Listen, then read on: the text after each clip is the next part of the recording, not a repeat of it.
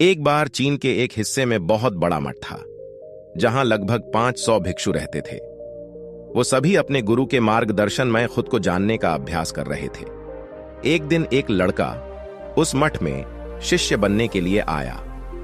उसने मास्टर से कहा, मास्टर, मैं खुद को जानना चाहता हूं। मैं सच की तलाश कर रहा हूं। मैं पता लगाना चाहता हूं कि सच क्या है। मास्टर ने उसकी ओर देखा और कहा कि अगर तुम सच जानना चाहते हो तो तुम्हें अपना पूरा जीवन दांव पर लगाना होगा। सच को जानने में तुम्हारा पूरा जीवन लग सकता है, फिर भी इस बात की गारंटी नहीं है कि तुम्हें इस जीवन काल में सच का पता लगेगा या नहीं। क्या तुम इसके लिए तैयार हो? शिष्य ने कहा, मास्टर, मैं यहां पीछे मुड़ने के लिए नहीं आया हूं। मैं इसके लिए तैयार हूं। गुरु ने कहा, अगर ऐसा है तुम एक काम करो।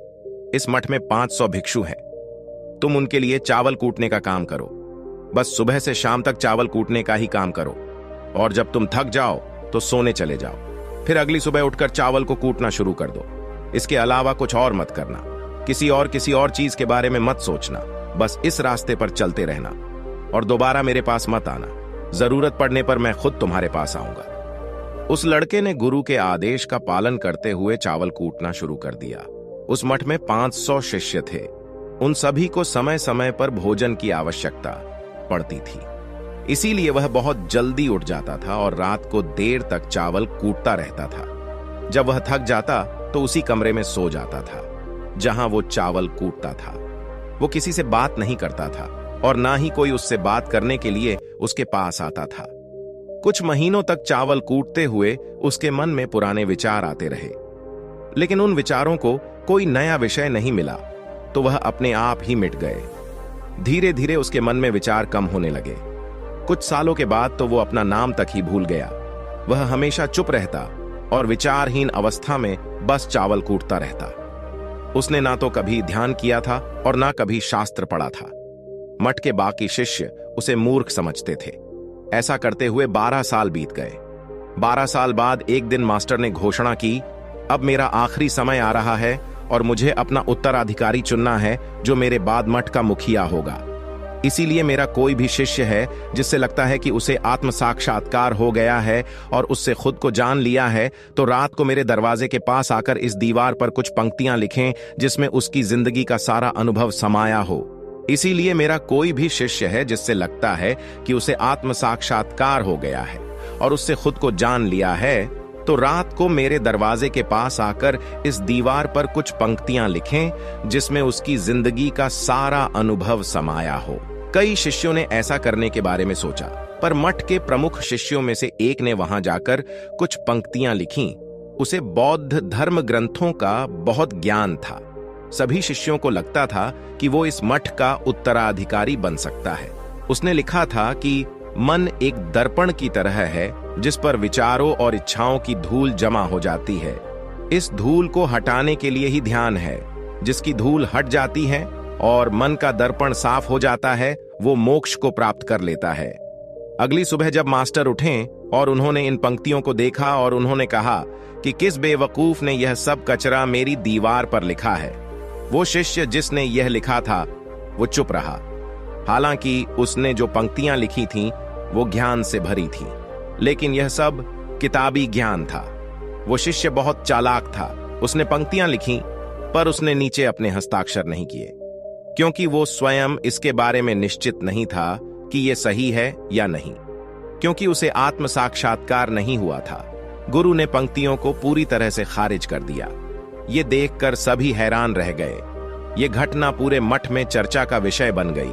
इस विषय पर बात करते हुए 2 शिष्य उस शिष्य के पास से गुजरे जो 12 साल पहले यहां आया था और दिन रात चावल कूटता रहता था।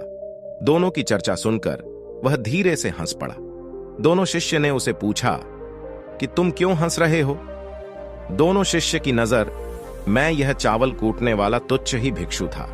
किसी ने उसे ना तो कभी ध्यान करते हुए देखा था, ना ही कभी शास्त्र पढ़ते हुए। हर कोई उसे मूर्ख समझता था जो बस चावल को ही जानता था। उस मठ में बहुत बड़े बड़े विद्वान थे, लेकिन उस चावल कूटने वाले को किसी से कोई मतलब नहीं था। इसीलिए वह दोनों शिष्य उसे मुस्कुराता हुआ देखकर चकित रह गए। उन्होंने फिर उससे पूछा कि तुम क्यों हंस रहे हो? उसने जवाब दिया, मैं इसीलिए हंसा कि मास्टर सही बोल रहे हैं। ये सब पंक्तियां कचरा है, इन पंक्तियों का कोई मूल्य नहीं है। वो दोनों शिष्य चौंक गए। उन्होंने उसे पूछा कि क्या तुम ऐसी पंक्तियां लिख सकते हो जो इससे भी बेहतर हो? चावल पीसने वाले ने जवाब दिया, नहीं, क्योंकि मैं अनपढ़ हूं, लेकिन हां, मैं कुछ पंक्तियां कह सकता हूं। अगर तुमने उन पंक्तियों को तुम लिख सकते हो तो मैं तुम्हारे साथ जाने के लिए तैयार हूं। उन दोनों शिष्यों ने कहा, ठीक है। वे मास्टर के कमरे के पास गए और चावल कूटने वाले ने कुछ पंक्तियां बोली और दूसरे शिष्य ने उस दीवार पर लिख दिया और उन पंक्तियों के नीचे लिख दिया कि चावल कूटने वाला। मन उन्हें लगा कि मास्टर इस पर भी गुस्सा करेंगे। जो पंक्तियों उसने लिखने के लिए कहा था बहुत अद्भुत थी और वो पंक्तियां थीं, मन तो बस एक का भ्रम है, ना तो मन है ना ही मन का कोई दर्पण है, और जब मन ही नहीं है तो धूल कहां ठहरेगी। जो ये जानता है वो सच को जान गया। जब गुरु ने ये पंक्तियां देखीं तो वे आधी रात को उठे और चावल कूटने वाले के पास गए। वह सो रहा था। मास्टर ने उसे जगाया और कहा कि ये लो मेरी छड़ी और मेरे वस्त्र ले लो, आज से तुम मेरे उत्तराधिकारी हो, लेकिन इस मठ को छोड़कर कहीं दूर चले जाओ, क्योंकि इस मठ में बहुत सारे विद्वान हैं जो खुद को तुमसे ज्यादा श्रेष्ठ मानते हैं और वो तुम्हें मार देंगे। वो इस बात को बर्दाश्त नहीं कर सकते कि एक साधारण सा चावल कूटने वाला उनसे ज्यादा विद्वान निकला। तुम्हें वह सारा ज्ञान हो गया है जो मुझे है। तुम्हें यह सारा ज्ञान चावल कूटते कूटते हुआ है और मुझे पता है कि तुम जहां भी जाओगे लोग तुम्हारे पास आने लगेंगे, क्योंकि जब कोई फूल खिलता है तो उसकी महक हर तरफ फैलने लगती है। उसने अपने गुरु के पैर छुए और रात को ही वहां से चला गया।